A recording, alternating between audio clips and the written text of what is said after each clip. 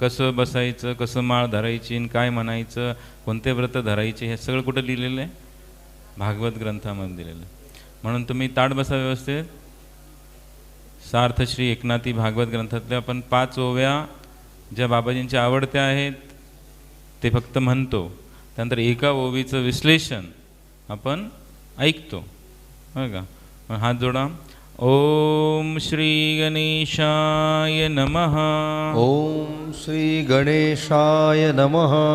ओम नमो श्री जनार्दना. ओम नमो श्री जनार्दना. नाई भव अभव भावना. नाही भव अभव भावना. न देखो निमितूपना. न देखो निमितूपना. नमन श्री चरणा सद्गुरुराया. नमन श्री चरणा सद्गुरुराया. सद्गुरूंचे नाम मात्र. सद्गुरूंचे नाम मात्र. तेची आम्हा वेदशास्त्र. तेची आम्हा वेदशास्त्र. सकळ मंत्रा वरिष्ठ मंत्र. सकळ मंत्रा वरिष्ठ मंत्र. नाम सर्वत्र गुरूंचे. नाम सर्वत्र गुरूंचे. सकळ तीर्थी तोची नहाला. सकळ तीर्थी तोची न्हाला. जपतपादी फळे तोची लाहिला. जपतपादी फळे तोची लाहिला. सर्व पूजांचे सार तोची पावला. सर्व पूजांचे सार तोची पावला. ज्याने साधू वंदिला सन्माने. जाने साधू बंदिला सन्माने. सांडोनी सकळ साधन. सांडोनी सकळ साधन. जो करी साधू भजन. जो करी साधू भजन. तेव्हाची होय त्याचे शुद्ध मन. तेव्हाची होय त्याचे शुद्ध मन. सत्य जाण उद्धवा. सत्य जाण उद्धवा. गुरु नाम घेता मुखे. गुरु नाम घेता मुखे. कळी काळ पाहू न शके. कळी काळ पाहू न शके. त्यांची सेवा करिता हरिके. त्यांची सेवा करिता हरिके. पाया मोक्ष सुखे लागती. पाया मोक्ष सुखे लागती. संत संगती वेगळे जाण. संत संगती वेगळे जाण. तात्काळ पावया माझे स्थान. तात्काळ पावावया माझे स्थान. अनिक नाही साधन. अनिक नाही साधन. सत्य जाण उद्धवा. सत्य जाण उद्धवा. सत्य जाण उद्धवा. सत्य जाण उद्धवा. नमः पार्वती पतये हर हर महादेव. गोपाल श्री कृष्ण भगवान की जय. श्री गुरुदेव दत्त दत्त दत्त अलख निरंजन. ओम निष्काम कर्मयोगी शिवयोगी जगद्गुरु जनार्दन स्वामी महाराज की जय. उत्तराधिकारी जगद्गुरु स्वामी शांतिगिरीजी महाराज. मातो श्री म्हाळसा माता की जय. मातो श्री फूला माता की जय. मातो श्री अंजनी मैया की जय. अपने मात पिता की जय. भारत माता की जय. बजरंग बली की जय. बाणेश्वर भगवान की जय. आजची ओवी, आजची एक ओवी आपण बघणार आहोत. अध्याय नंबर 11. अध्याय नंबर 11 ओवी नंबर 90. बरं का. ओवी नंबर 90. देव काय म्हणतात ऐका बरं का. पाठीमागा मना समोर बसलेले फक्त बरं का. सर्प मुंगुस पूर्ववृत्ती. सर्प मुंगुस पूर्ववृत्ती. सर्प मुंगुस पूर्ववृत्ती. सर्प मुंगुस पूर्ववृत्ती. वैराकारे जन्म पावती. वैराकारे जन्म पावती. वैराकारे जन्म पावती. वैराकारे जन्म पावती. जे जे वासना उरे अंती. जे जे वासना उरे अंती. जे जे वासना उरे अंती. जे जे वासना उरे अंती. ते ते गती प्राण्यासी. ते ते गती प्राण्यासी. ते ते गती प्राण्यासी. ते ते गती प्राण्यासी. भगवान श्रीकृष्ण सांगतायत उद्धवाला की सर्प मुंगूस वैर काय जन्मताच वैर आहे त्यांचं. काय जसं साप आणि उंदीर बरोबर आहे ना, जन्मतःच वैरी आहेत. उंदीर मांजर हे जन्मताच वैरी आहेत. हे कशामुळं, हे कशामुळं ह्याचं उत्तर देवाने या ठिकाणी दिलेलं आहे. जसं आपल्यालाही पण बरं का, काही लोकांचं तोंडही आवडत नाही आपल्याला, बघितलं की राग येतो, आणि काही ना काही कारण नसताना आपण प्रेम करतो. बरोबर आहे ना? असं पण होतच ना. काही लोक आपल्याला आवडतच नाहीत आणि काही लोक आपल्याला खूप आवडतात. तर ह्याचं कारण काय? ह्याचं कारण आहे आपलं मन जे आहे ते फक्त ह्या जन्मापुरतं नाही आहे बरं का. आपलं मन हे करोडो जन्मापासून आपल्यासोबत आहे. मग त्या करोडो जन्मामध्ये जे जे घडलं ना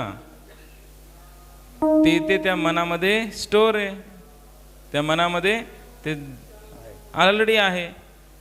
मग त्याच्यामुळे काय होतं, ते तसं रिॲक्ट करतं. जसं काहींना पालीची भीती वाटते, काहींना काही वाटत नाही, उचलून फेकून देतील बरं का. काहींना झुरळापासून भीती वाटते. तर ही जी भीती, द्वेष किंवा लळा हा कशामुळे? पूर्वजन्मीचे संस्कार बरं का, अनेक जन्मांचे संस्कार. हे या ठिकाणी देव सांगतात की सर्प मुंगूस ही जी वृत्ती आहे ही कशामुळं आहे? तर अंतकाळी जी वासना उरते, जे जे वासना उरे अंती, मरताना तुमची वासना जी उरते तीच गती तुम्हाला प्राप्त होते, तीच गती तुम्हाला प्राप्त होते. म्हणून ह्या जन्मामध्ये समजा तुम्ही एखाद्याचा द्वेष केला बरं का, त्याचा बदला घेण्याचे तुमच्या मनामध्ये खूप भरलेलं आहे. बदला घ्यायचा, बदला घ्यायचा, बदला घ्यायचा, आणि तुमचं मरण आलं मध्येच बरं का. तुम्ही मरताना तो बदला तसाच राहिला मनामध्ये बरं का. मग पुढच्या जन्मामध्ये नक्की तुम्ही वैरी होऊन जन्माला याल. मग हे सर्प आणि मुंगूस मागच्या जन्मी कोण होते? एकमेकांचे दुश्मन बरं का. माणसं होते दोघं समजा उदाहरणार्थ, एकमेकांचा खूप द्वेष करायचे, एकमेकांचा खूप राग त्यांना होता, आणि त्यांचा बदला घेण्याची भावना होती. मग ते पुढच्या जन्मात काय बनून जन्माला आले? मग सर्प आणि मुंगूस, आणि घे बदला मग बरं का.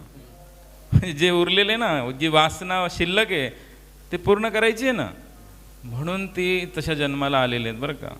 म्हणून ह्या जन्मात जर तुम्ही काही असं केलं तर तुम्हीही अशाच गतीला जाल. म्हणून कोणाचाही द्वेष करायचा नाही बरं का, कोणाबद्दलही वाईट चिंतन करायचं नाही. कोणाही जीवाचा न घडो मत्सर, कोणाही जीवाचा न घडो मत्सर, कोणाही जीवाचा न घडो मत्सर, कोणाही जीवाचा न घडो मत्सर. मर्म हे सर्वेश्वर पूजनाचे, मर्म हे सर्वेश्वर पूजनाचे, मर्म हे सर्वेश्वर पूजनाचे, मर्म हे सर्वेश्वर पूजनाचे. म्हणून कोणाबद्दलही द्वेष करायचा नाही बरं का. मत्सर म्हणजे काय? द्वेष. कोणाबद्दलही नाही बरं का. कोणी चुकीचं वागत असेल त्याच्याबद्दल सुद्धा नाही. चोरी करत असेल बरं का, एखादा खोटं बोलत असेल, व्यभिचार करत असेल, काही का असे ना, त्याच्याबद्दल आपल्या मनामध्ये द्वेष नको. मग त्याच्याबद्दल काय असलं पाहिजे? महाराज तर चुकीचं काम करतोय तरी त्याला काही म्हणायचं नाही का? मग त्याच्यावर दया करायची. काय करायचं? द्वेष नाही करायचा, दया करायची. त्याचं अज्ञान येते, काय त्याला समजत नाहीये की तो काय करतोय. त्याला जर समजलं ना की मी असं केल्याने, चोरी केल्याने पुढच्या जन्मात मला मांजर व्हावं लागेल, तर तो करेल का चोरी? पण त्याला त्याच्यावर विश्वास नाहीये, त्याचं अज्ञान येते. अज्ञानामुळं तो तसा वागतोय, अज्ञानामुळं व्यभिचार करतोय, अज्ञानामुळं चोरी करतोय. तर असे जे अज्ञानी जीव आहेत त्यांच्यावर आपल्याला दया केली पाहिजे, कारण ते अज्ञानामुळे तसं वागतायत. द्वेष करून फायदा आहे का? उलट दया केल्यामुळं त्यांना सुधरवण्याचा प्रयत्न आपण केलं पाहिजे बरं का. म्हणून समजा घरात भांडण होतंय सासू सुनेचं, बदल्याची भावना ठेवायची नाही, तिच्याबद्दल वाईट चिंतन करायचं नाही, कारण ते भरून काढावं लागेल बरं का पुढच्या जन्मामध्ये. तर काय करा? अज्ञानी आहे सोडून द्या बरं का. जर तुमच्याशी कोणी वाद घालत असेल, तुमच्याबद्दल शिव्या घेत, तुम्हाला शिव्या देत असेल, तुम्हाला मारत असेल समजा बरं का, कोणी का असे ना, पतीसुद्धा कदाचित तुम्हाला मारत असेल, तर तुम्ही काय विचार केला पाहिजे? हा अज्ञानी आहे, कारण हा आज मला मारतोय, मी पुढच्या जन्मात त्याला मारणार आहे. हे होणार आहे ना, जैसा कर्म करेगा वैसा फल देगा भगवान. कारण बाबाजींकडे एक व्यक्ती आला होता बघा, आपला सेवक होते, ते आमचे कार्यकर्ते होते बाबाजींचे. ते बाबाजींकडे काय गाराने घेऊन आले होते की घरामध्ये या बायकोचं न माझं रोज भांडण होतं, ऐकतच नाही ती बरं का, शिव्या देते. बाबाजींनी त्यांना काय उत्तर दिलं बरं, काय सांगितलं, मागच्या जन्मात ती गाय होती, तू कावळा होतास बरं का, आणि त्या गायीला जेव्हा जखम झाली तेव्हा तू चोचीनं तिला खूप त्रास दिलेला आहे बरं का, त्या चोचीनं त्या जखमेवर तू तिला खूप त्रास दिला. ते जे कर्म घडलं ते जोपर्यंत भरत नाही, तो हिसाब बरोबर होत नाही, तोपर्यंत तिच्या शिव्या खात राहा बरं का. जैसा कर्म करेगा वैसा फल देगा भगवान. म्हणून तुम्ही आज काही चुकीचं केलं ते उद्या भरावं लागेल. म्हणून दुसरं कोणी चुकीचं करत असेल त्याच्यावर दया करा, कारण तो अज्ञानी आहे बरं का. वाईट चिंतन मात्र करायचं नाही.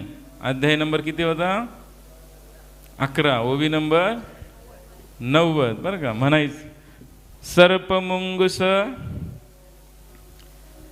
पूर्ववृत्ती बरं का, सर्पमुंगुस पूर्ववृत्ती, सर्पमुंगुस पूर्ववृत्ती, वैराकारे जन्म पावती, वैराकारे जन्म पावती, जे जे वासना उरे अंती, जे जे वासना उरे अंती, ते ते गती प्राण्यासी, ते ते गती प्राण्यासी. ओम नमः पार्वती पतये हर हर महादेव. गोपाल कृष्ण भगवान श्री गुरुदेव दत्त दत्त दत्त अलग निरंजनम ओम निष्काम कर्मयोगी शिवयोगी जगद्गुरु जनार्दन